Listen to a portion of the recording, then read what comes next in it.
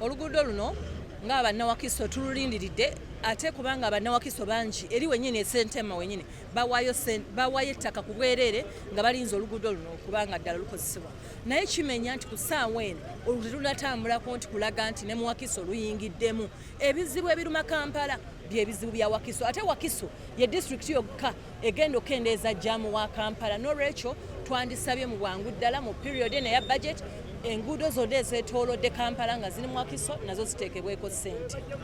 Erinnya Beti Ezonalwima omukiise omukyala owa Wakiso district. Tweyanza nnyo omukisa guno twebaza nnyo loopu wamu n'abamemba ba paalamenti n'abakulembeze bonna obwa Kampala obuze okulaba enguudo era tugamba bannayuganda nti temufaayo tugenda mu maaso nga tubanja eddembe lyaffe tugenda mu maaso nga tubanja services zituweebwe kubanga tuwa omusolo.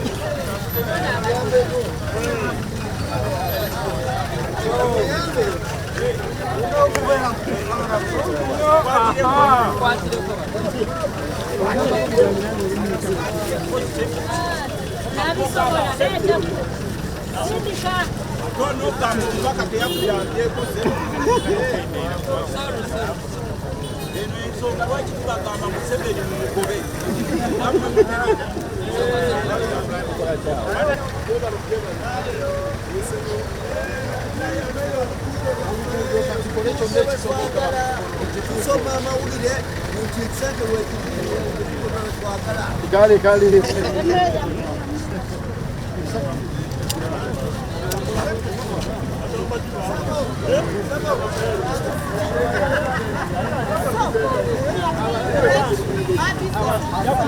Okay,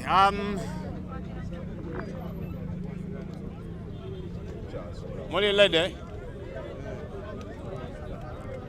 Bane tusaba tusirikiremu kayala soke tubyogere byonna.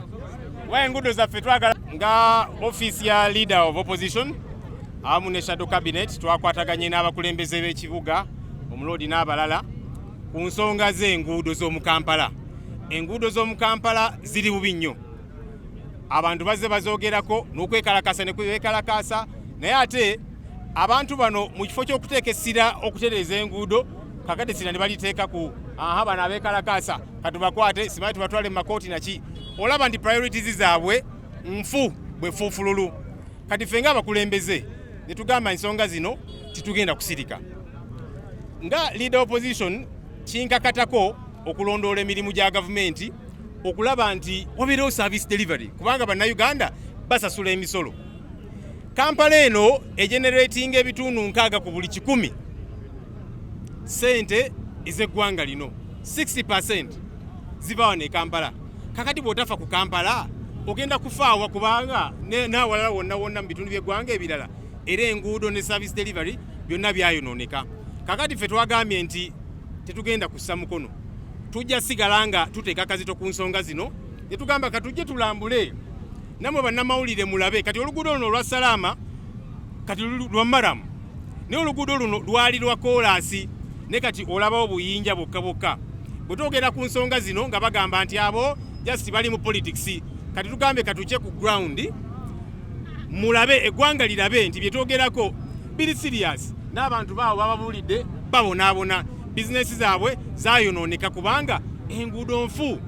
Enkuba bw'etonnya wano tewayitika, akasana bwe kayitirira enfuufu. Zino zi restaurant eziri wano abantu tebakyalyayo mmere, ebizimbe abantu babivaamu. Kati balandiroodi nabo bambi tebakyafuna kasente kubanga lwaki omuntu aba rentinga wano ng'asobola okufuna awalala awategeerekeka. Kakati kyetuliko era nga tugenda kulambula enguudo wano mu Kampala ez'enjawulo. Tugenda gendako e Nateete, tugenda gendako e Rubaga, tugenda gendako wali Entinda nawo wafu, nga tugamba nti twagala enguudo zino zikolebweko. Mu Parliament mu kaseera kano tuli ku nsonga ya budget, tuzze tugamba bannaffe nti tuteeke ssente ku nsonga enkulu ng'enguudo. Kuba enguudo bw'ozikola ne revenue yeeyongera, abantu bizinesi zaabwe zijja kweyongera, akasente kaveeyo zidde eri gavumenti. Nga tulaba lwaki tebaagala kukola nguudo zino. So kaakati kwe kugamba nti katusaleko wano mu kibuga tuyitemu tubalage ki ekigenda maaso, tuwulirize n'amaloboozi agava mu bantu bano, naye nga kyetugamba nti twagala enguudo mu Kampala zikolebwe kubanga ziri bubi nga bwe muziraba. Kino kye baakoze juzi ne bakola enguudo ezimu eza NUP kubanga abagenyi nga bava ku airport ne ku hoteli ze bagendako ne batereeza ezo enguudo ezimu. Kati tugamba lwaki mufa ku bagenyi ng'ate abaana abeewaka bannayuganda abasasula omusolo bo temubafaako. Kyekitulese wano okubanja nti enguudo mu Kampala twagala zikolebwe kubanga bannakampala bawa omusolo, sente zonna ezisinga ez'eggwanga ziva wano e Kampala. Tetulaba nsonga yonna lwaki enguudo wano mu Kampala tezikolebwa. Ate bwe tumala ekya Kampala ne mu bitundu by'eggwanga ebirala tujja ku nsonga ya service delivery. Bannayuganda tebayinza kusigala nga basasula sente y'omusolo naye nga tebafunamu. Ekyo ffe ng'abakulembeze tugamba kikyamu, kwe kusitukiramu ne tujja mu Kampala wano. Okay, waliwo ekibuuzo ekirambidde mu lumu mu Luzungu. Okay, kyabuuzizza ku nsonga ya ultimatum. Enguudo zino ziri bubi kaakano era nga twalyagadde okulaba nga emirimu gitandikirawo kubanga sente tebayinza tugamba nti tewali sente. Juzi mu Parliament mwawulidde nga njogera ku sente zetufiirwa mu nguzi obutabalika bulinga 10 trillion 10 ezo weziri awo. Tulina ne sente eziweebwa aba ghost employees buwumbi na buwumbi, abaafa, abaawumula emirimu n'abalala bakyali ku payroll, sente ezo zibasasulibwa. So eggwanga lina sente ezikola enguudo, obuzibu ndi sente zino ziddibwa. Neza ADB ze batuwa era mwalabye nabo bagamba nti katusooke tulindeko kubanga temuwambalirira nnungi ku nsonga zino. Kati awo wali obuzibu sente zibbibwa mu ngeri etategeerekeka. So sente zo weeziri. Kyovudde bwe tugamba nti enguudo twagala zikolebwe. Tebajja tubuzaabuza nti kakati tewaliiwo sente naki, sente zo weeziri zirina kukozesebwa bulungi. We came to the city today, the office of the leader of the opposition, shadow cabinet and other opposition members of parliament, and we connected with leaders within the city, the Lord Mayor and the rest of the other leaders, on the question of the poor state of roads in Kampala. The roads in Kampala are such a mess. The challenge is, when people raise their voices about the situation, the government decides to lay emphasis on calming down those who are making noise about the situation. Recently there was a protest, and instead of focusing on fixing the issue, they decided now on focusing on deploying at the homes of leaders, trying to quell the peaceful protests. Can we have our priorities right? The roads in Kampala, it is not in doubt, and that's why we said let's come with the media so that we see what exactly is happening. This road, Salama Road, is now a maram road with a few stones here and there. It used to be a tarmac road, but the road has got eaten up completely. And that's a story for so many other roads in the city. Kampala generates about 60% to our country's GDP. Why do you milk a cow that you don't want to feed? It does not make sense at all. So that's why we said, because as leader of the opposition, my mandate together with my colleagues is to keep the government in check. Service delivery is very important. Roads are very important. Businesses here have crumbled because of the poor state of these roads. People can no longer operate, and we are saying this issue must be fixed. That's why we came on the ground today to interact with the people so that you can also get to see. Sometimes when we talk about these things, people think we are politicking, but now you can see for yourselves. This is a tarmac road, but just look at it. It's like a kraal. So we are saying we want focus put on these roads. There should be no excuse about money. We are in the budgetary process, and as I mentioned the other day in Parliament, we have a lot of money that is misused. We lose about 10 trillion shillings per year to corruption. Deal with that issue, there will be money. There's money available to deal with these issues. We lose a lot of money paid to ghost employees, people who died, people who retired, but they are still on a payroll. Somebody is stealing that money, billions of shillings. We have adequate resources. We just need to prioritize, and we get to fix these roads in Kampala. So we are not going to keep quiet until these roads get to be fixed. That's why we are here. Lop. Twebaza nnyo leader of opposition, the right honorable Ssenyonyi Joel, okulembera mu ttiimu y'abamemba of parliament abazze ku ground okulaba ekigenda mu maaso. Luno oluguudo lwe lukulaga ekifaananyi ekiri mu Kampala ewamu n'ekisinga okubeera ekibi. Olutalo luno tulubaddeko ebbanga lyonna. Era honorable Ssenyonyi nga bw'abagambye, ekizibu ensimbi ezibadde zijja nga zikozesebwa bubi. Gavumenti ya Uganda ng'eteekayo obusente butono. Mu road fund obuwumbi buba 10. Zaali zibeeranga biliyoni 26, kati bateekayo 10 buli mwaka. Naye ne tufuna eza abatuwola World Bank na Africa Development Bank. Naye nazo ne zikozesebwa bulungi. Mukimanyi bulungi nti ensonga zino zagenda mu Parliament, akakiiko ka Honorable Ssenyonyi wano akakosase ne kasanga ng'ensimbi zikozesebwa mu bukyamu nga kilomita emu eteekebwako obuwumbi 10, obulala 14. Kati katugeze ono Salama Road aliko kilomita 8 n'obutundu 8. Kakati bw'obala buli kilomita obuwumbi 10 ku kilomita 8 n'obutundu 8, almost bubo obuwumbi nga 9 obuyo balina okugenda ku kkubo lino. Ngezo sente nnyingi nnyo. Era ne tuddamu ne tutaganjula okutuusa Honorable Ssenyonyi n'akakiiko ne Parliament we balagira nti tuddemu twetegereze sente zino. Era nga bwe twabagambye twazudde obuwumbi 305 ezibadde zikukusiddwa mu nguudo zino. Kakati tutunulire ekifaananyi ekyo.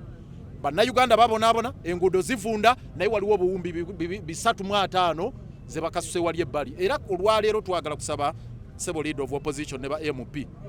Wa Africa Development Bank yatuwa olwaleero nga lumu 1st February nti bagenda kusazaamu contract ey'enguudo. Luno olumu ku Salama kw'enguudo ezo. Nabo bennyini bakoowu aba Africa Development Bank sente zajja dda.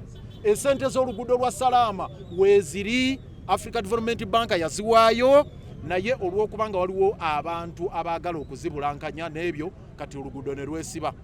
Sebo tukusaba leader of opposition nga muzeeyo mu Parliament mulabe nti Africa Development Bank tesazamu looni. Ffe nga gavumenti ya Uganda nga bannayuganda nga parliament tukangavule bassekinnoomu abavunaanyizibwa ku mivuyo gy'essente ezo n'ezo ssente zisigale nga zikola ki zigenda mu maaso. Era twagala okwebaza LOP olw'okujja okusayininga tooki ku nsonga eno tulabe nti ekifo kino kiyoyootebwa, enguudo zino zikolebwa. Okusembayo kino oluguudo luno lukulu nnyo olw'essalaamu. Kyewuunyisa nti ne bwe bakubiridde enguudo za NUP naye era luno lwasigadde ebbali. Naye era kyebaze kuzibazibako binnya olwalisi bwalisanze embeera nzibu ddala, naye bagambye katuteeketeekeko malamu tuyambeko ku NUP. Naye ekkubo lino obukulu bwalyo lyeritwala abalwadde ekiruddu wano. Ne bw'obuuza community wano around, ne bw'obuuza abantu bonna abayita ku kkubo lino, imagine omulwadde omuyi ne bamuyisa ku kkubo lino nga bwe lifaanana ng'alinga gwe bayisa mu bikata bya lumonde. Ogenda omutuusa ng'embeera mbi. National Referral Hospital eri awo kiruddu Kinyana Mpinja okuva wano kukulekana we tuli. So twagala okuteekayo amaanyi. Kakati baatugambye nti omanya Africa Development Bank bwe yataddewo pressure ne batugamba nti kaakati kalutandike. Nvudde mu siteholo nga mbabuuza nti ki ekiddako, ne baŋŋamba kaakati mutuweeyo weeks 2. Company eyaweebwa oluguudo luno China Railway Station whatever etandika omulimu by 15th of Feb bagenda kuba batandise. Sebo twagala leader of opposition ekyo kyebeeyamye, ekyo kigambye bakitugambidde wano mu siteholo tibannange kati mutuweeyo week 2 tutandike tukiremereko tukirondoole kasita nammwe mukola ku accountability eyo mulabe nga ba accounting officer ne ba minister tubateeka ku nninga mu week 2 oluguudo lutandika okukolebwa. We are glad that Parliament, it's a pleasure that Parliament led by the leader of opposition is here to witness what is happening here in the city, to have a first-hand feel of the state of affairs of our roads, particularly the infrastructure, the roads we have here in this particular area, this corridor here. This is one of the worst roads we have in the city. Yet monies were appropriated long time ago, and there is no plausible excuse as to why civil works have not yet commenced. You are aware, government of Uganda injects very little money, peanuts, just whatever they are giving us in form of road fund and maintenance of roads is just a drop in the ocean. The bulk of our funds for infrastructure development come from the donor community, particularly the African Development Bank, JICA for the flyover project, and also World Bank. And you have heard the issues we are dealing with in respect to the African Development Bank alone, to the extent that they gave us an ultimatum. If we don't clean up the mess within this project, they are winding up. They are recalling the facility by 1st of February. Today, actually the ultimatum is today. And we are making a humble appeal to African Development Bank, and that's why we are asking the leader of opposition and parliament to intervene and ensure that the facility is not cancelled, is not recalled. For us, we have done our best.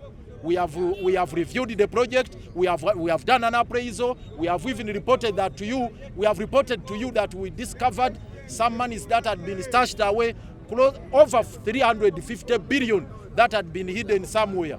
And we have made arrangements to reallocate that money towards reconstruction of many other roads. But still, the challenge is with us. It's real. It's a very, very critical one. And we are making a call to the leader of opposition and members of parliament. Please bring this matter to the attention of the House so that the House intervenes like we have done before. And that's why we are commending the leader of opposition. Because of their intervention, they made a directive that we must audit the roads. We must audit infrastructure development in Kampala within 6 months. Actually, they talked about the unity cost, which ranges between 10 billion to 14 billion. And they said that is astronomical, unacceptable, unconscionable, and must be revisited. So within these 6 months, we have been evaluating and assessing this. And indeed, as we reported to you, we discovered that there was 350 billion which we are relocating. So we appeal to you, leader of opposition and the team, please, temujako chigere. The foot should be on the pedal so that we get results, we get value for money, we get what we deserve as the city, because we generate most of the revenue that sustains this government. Over 60% of the budget, the 52 trillion budget, comes from here in Kampala. We must plow back this money. So the reason we are making a humble appeal. This road leads to Chirudu, which is one of the national referral hospitals we have. And it's the reason it should be treated as one of the priorities and given the attention it deserves. They have made a commitment that within 2 weeks, civil works are going to commence. We want to hold them accountable for that. And that's the reason we want to push for that deadline now not to be shifted again. By 15th Feb, we want to see excavators, rather graders here. We want to see civil works going on, and we are going to make sure that happens. We thank you very much.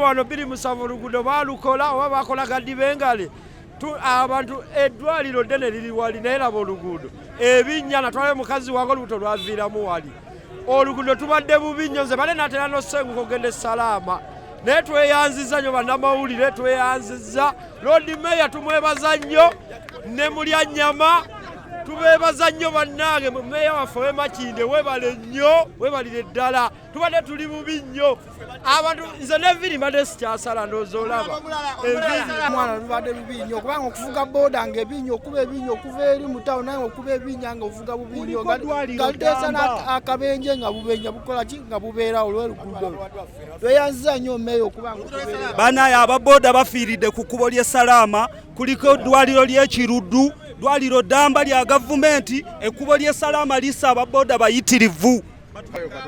Njagala okwebaza leader of opposition kubanga njogedde enguudo ebbanga erisinga ng'abantu bagamba mbu Mulyanyama ali anjawulo naye ndowooza bwe bazze Salaama balabye ekikola ki ekiriyo bulijjo bali mu ofiisi naye neebaza nnyo leader of opposition Honorable Ssenyonyi okwanukula omulanga gwange ndowooza kansuubire bategedde kye ŋŋamba bulijjo bonna baabalonda tebalabika so twebaza leader of opposition twebaza President Kyagulanyi okulonda omuntu owa ground amanyi abantu baffe embeera gye babeeramu. Yeah, I want to appreciate the leader of opposition, Honorable Joy Ssenyonyi, the way how we come to the ground to see how the people of Salaama are suffering.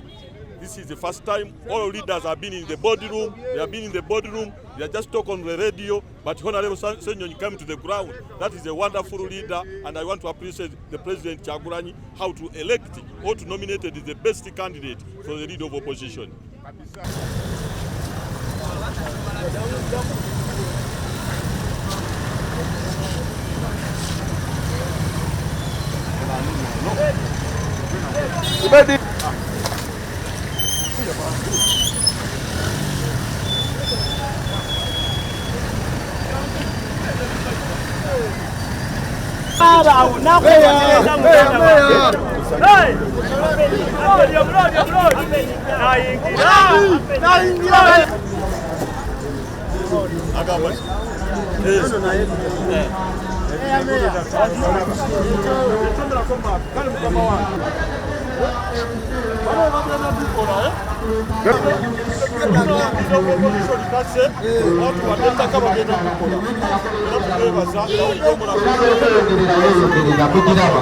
tubasaba muleeta abaana emita junior school eteeketeeka abaana ebateekereteekere ddala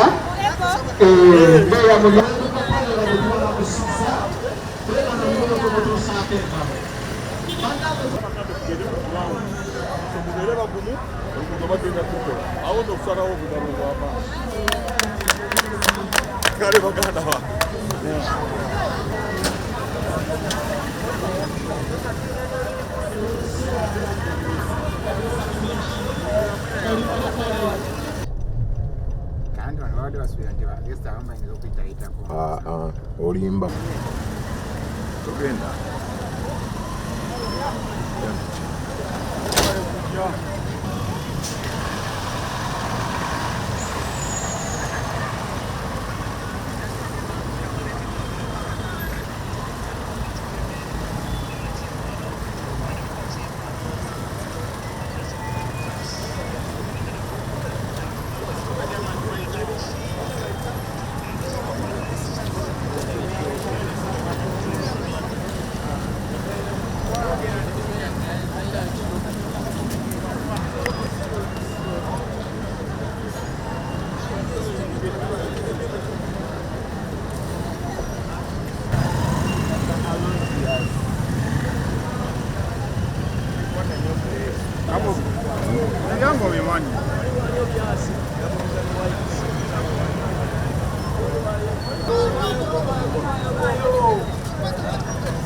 Muveeyo nammwe.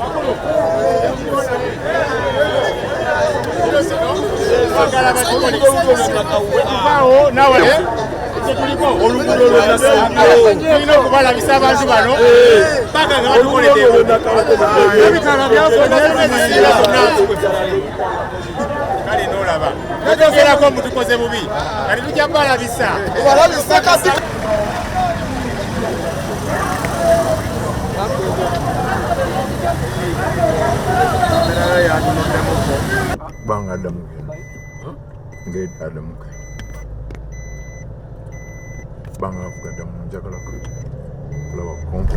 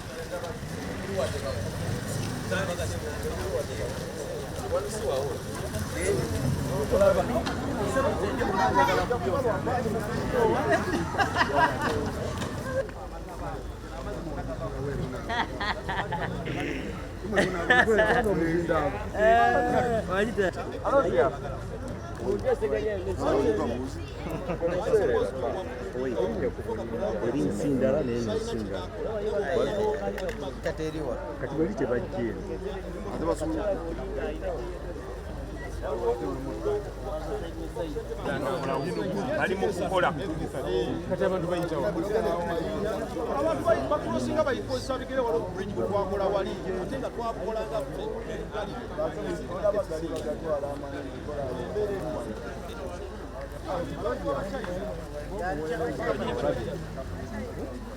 elimu jaina yakola wano odime yakudayo kulyato muyita wano ne musina lino bayiyeye nenkoko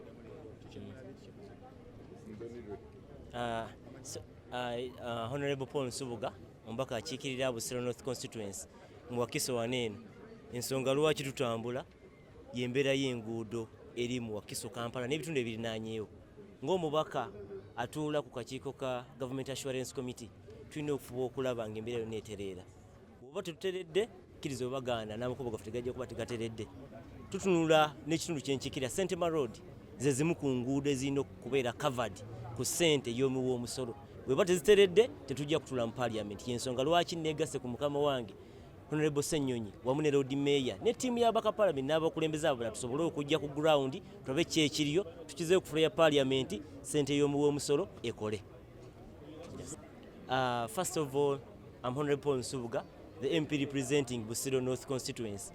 As a member of the Committee of the Government Assurance Committee, it is my role to be moving around, touring with the leader of the opposition, the road mayor, MPs plus other leaders to make sure that at least there is accountability for the taxpayers' money. We've moved up to, we are going to end at Sentema Road. Sentema is the region I represent. To be the voice of my people, that means I have to be on ground to make sure that the taxpayers' money is put on accountability.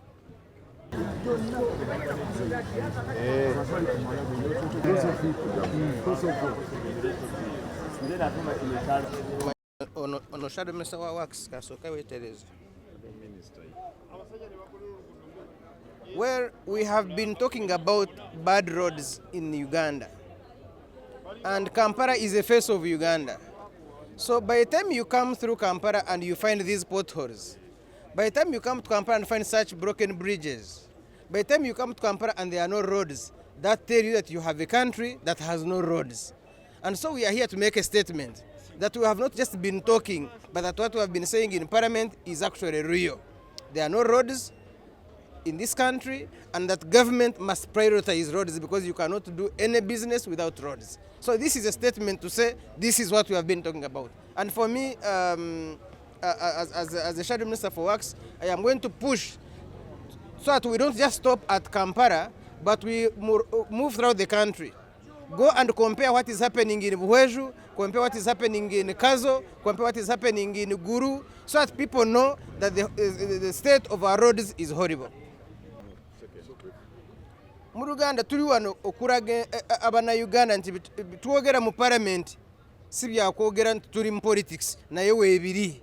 Tubadde tugamba ebinnya mu Kampala, amakubo amabi, nti neeyo mu byalo nga Buhweju nayo ebintu biri bubi. So kiri wano kugamba nti eno Kampala face ya Uganda. Kati face ya Uganda bwefaanana bweti omu byalo kiba kitegeeza nti wali bubi nnyo.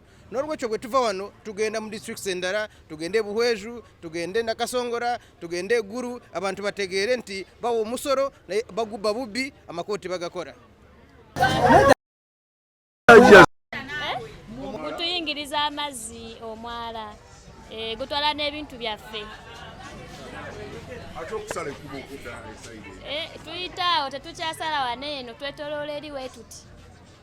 Tutute ebbanga ki okuva mu Novemba. Nze bampita Rasta Pasta kusinziira Kosovo ndi mutuuze wano. Maama yampa Ibula. Eddala kasa. Kati omwala guno olaba gumaze emyezi ng'etaano ku mukaaga tebatufaako. Kyokka nze nkolera wali baasimawo nkola ku bakyala bakasitoma bange tebasobola kujjawo namwe nga mumanyi abakyala babeera awo bakoma eno sikyafuna kasente okitegeera.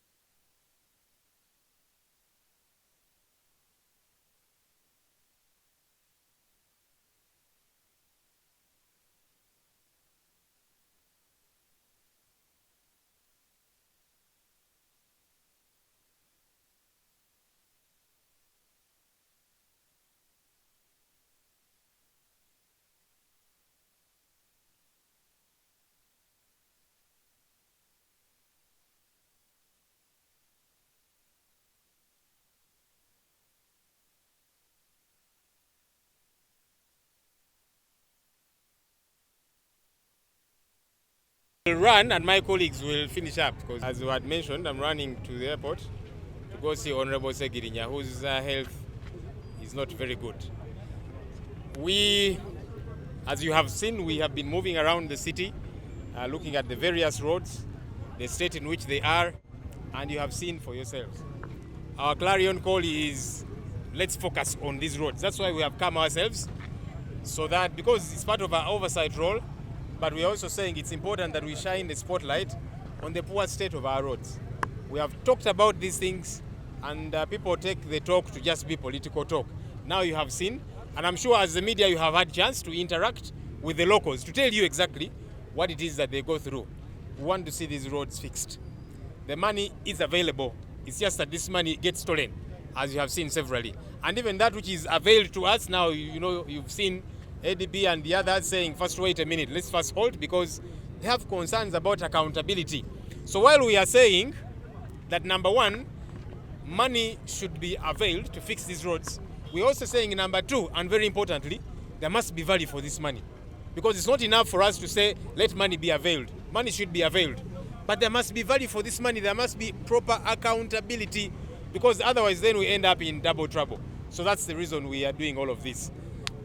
Tuzenga tuyita mu kibuga mulabye enguudo ez'enjawulo embeera gye ziri enguudo zaffe bwe ziri. Ffe kye tugamba enguudo zino zikolebwe, sente ziteekebwe mu nguudo zino, n'okusingira ddala twagala embalirira ennungi, accountability, kubanga kimu ogamba nti sente ziteekebwewo, n'ekyokubiri walina okubeerawo accountability. Value eya sente ezo erina okubeerawo, kubanga abamu nga muze mulaba nga tulondoola osanga enguudo ezimu sente ze bakozeseza nga mpitirivu, ate omulimu gwe bakoze ng'olaba tegufaanana sente na muwendo gwa sente. So tugamba sente zirina okuteekebwawo. Tuli mu budget process eri mu parliament. Kakati kino nakyo kijja tuyamba nga bwe tuyogerako eri mu parliament nga tugamba n'enguudo mbi naffe twazeerabirako. Awo tuteekewo sente, nga sente bwe ziteekebwawo twagala embalirira, accountability eya sente ezo. Banayenda kusaba nze munzikirize nziruke naye bannaffe be bali ono shadow minister wa works n'abalala ogenda kubuuza tofaayo omuloodi waali nziruke kuba ngenda kusaawa ngenda kulaba Honorable Segirinya tali mu mbeera nnungi, naye abakulembeze bannange bwe balira njagala okubebaza to appreciate all our leaders. Pipi Ojara tegera Luganda, he will also convert in some Luganda and so on, and they will address that. Pozi nachogede mu Luganda. Okay, yes, twatandise kaweefube ono twabadde n'emmotoka eza parliament costa n'endala baba kutambuliramu, naye twafunye essimu nga batugamba babaddewo directive emmotoka ezo ziddeyo ku woofiisi, kubanga twategedde batugambye nti Mwami Museveni najja agenda okulaga naki nga tetutegeera bulungi agenda kozesa mmotoka ezo oba ki. Anyway, neŋŋamba saagala babeere okusika muguwa emmotoka ne bazi withdrawinga, ffe ne twefunira taxi zetuze tutambuliramu, kubanga nga ndaba bwe tuddawo nti tulemereko tuli babaka ezo emmotoka zaffe nga parliament naki nendaba nga kijja kutujja ku mulamwa. So neŋŋamba tewali buzibu, emmotoka bwe baba bazeetaaga oba oli akwasaganya emirimu emirala ku parliament, it's okay, ne tuzireka ne ziddayo ne tutambulira mu taxi okutuukiriza obuvunaanyizibwa bwe tulina otuukiriza. Yes, you did see the situation. When we started out, we got a call that there was a directive for the parliament cars that we were moving with to be returned. I'm told that Mr. Museveni had some activity somewhere at Kololo and so on. I don't know. Maybe he was meant to use those very cars. I don't know. But I said, for the sake of tranquility and for us to keep doing our work without any challenge, it's okay. The cars can be withdrawn, and they were withdrawn. We got taxis. Hey. I hope it's not sewage. It's just water there. So I am, like I was saying, so I said that yes, if they want to withdraw the cars, maybe there's some other work they're going to do, I don't know. That's okay. Let there be no rope pulling and so on. We shall not insist. We are MPs, those are our cars as parliament and so on. I said no problem. The cars can be withdrawn. We got taxis, which we used to continue to do this our work, because I thought that by dwelling so much on that, it will cause us to digress from what brought us to the city today.